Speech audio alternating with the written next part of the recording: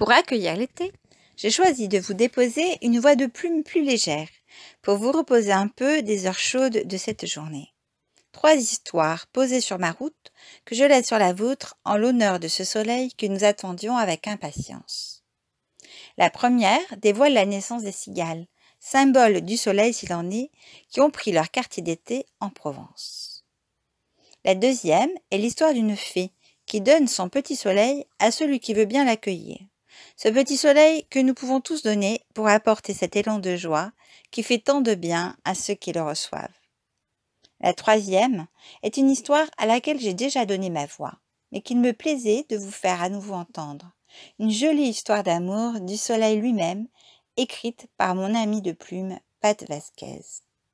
Je vous laisse fermer les yeux et écouter.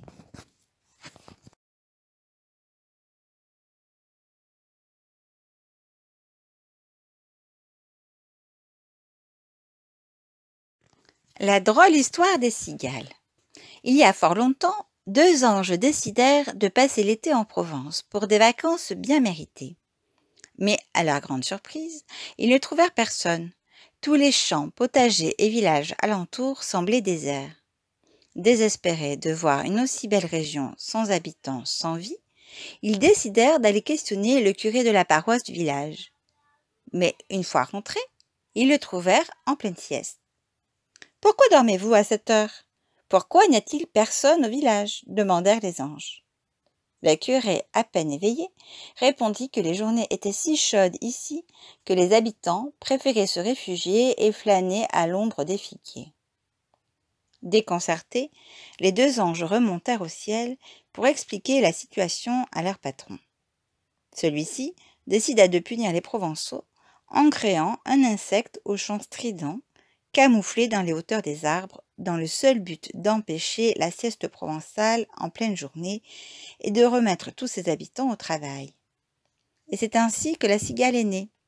Mais bon, cela n'empêche pas les Provençaux de faire la sieste le jour pour mieux chanter avec les cigales la nuit.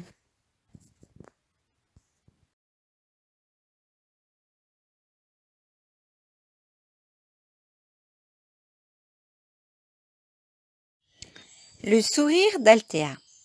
Il était une fois une forêt très lointaine où vivait une fée nommée Altea.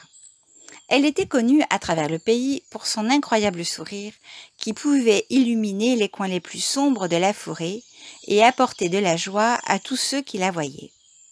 Un jour, alors qu'Altea errait à travers la forêt, elle remarqua que les fleurs autour d'elle se fanaient et s'effaçaient.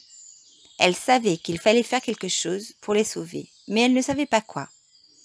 Alors qu'elle réfléchissait au problème, le sourire d'Altea a commencé à briller de plus en plus. Et comme cela s'est passé, quelque chose d'incroyable s'est produit.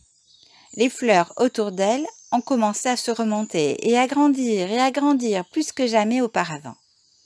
Altea réalisa que son sourire avait le pouvoir de faire pousser les fleurs. Elle a décidé d'utiliser ce don pour aider la forêt et tous ses habitants. Elle commençait à visiter les fleurs tous les jours, leur souriant de toutes ses forces, et bientôt la forêt était pleine de fleurs de toutes les couleurs.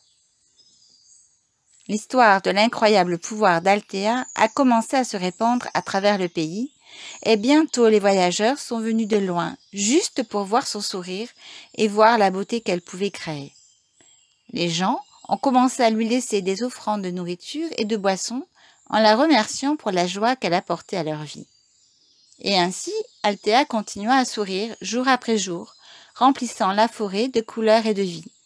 Elle n'a jamais rien demandé en retour, mais les fleurs et les animaux de la forêt savaient qu'ils devaient tout à son beau sourire qui avait contribué à rendre leur monde un peu plus lumineux.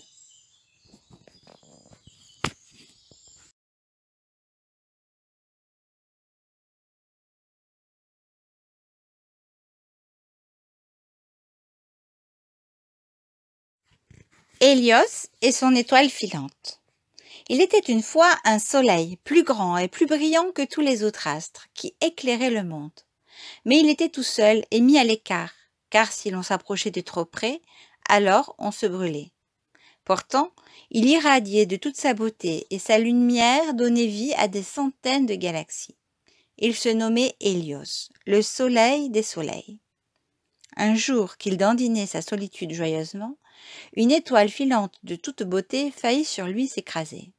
Sa traîne était presque toute brûlée, et l'étoile tout sautait.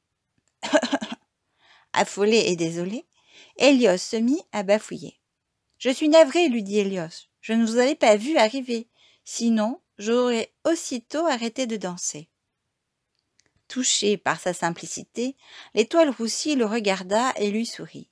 Elle n'avait pas eu grand mal à part le brûler sur sa grande voix. Hélios la contempla avec émerveillement, car jamais plus belle étoile ne l'avait approchée. Il se sentait ému, et sans qu'il n'y fasse rien, des centaines d'explosions internes multicolores inondaient le ciel et le coloriaient d'or incandescent. L'étoile était flattée d'un maître aussi courtois, dont les rayonnements la mettaient en joie. « Je serai bien votre cavalière, lui dit l'étoile, si vous me montrez comment m'arrêter en chemin. Je file sans cesse et je m'éteins. » Le soleil des soleils avait très envie d'une cavalière, mais il savait qu'il ne pouvait rien faire pour éviter aux étoiles filantes de naître et de mourir. Mais la solitude a parfois sa raison. Aussi Hélios lui répondit. « Si vous vous approchez plus près de moi, je brûlerai entièrement votre traîne. Ainsi, vous ne filerez plus, mais vous ne serez plus une étoile.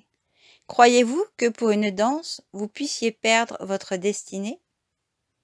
Et vous, soleil des soleils, n'en avez-vous pas assez d'être seul à jamais?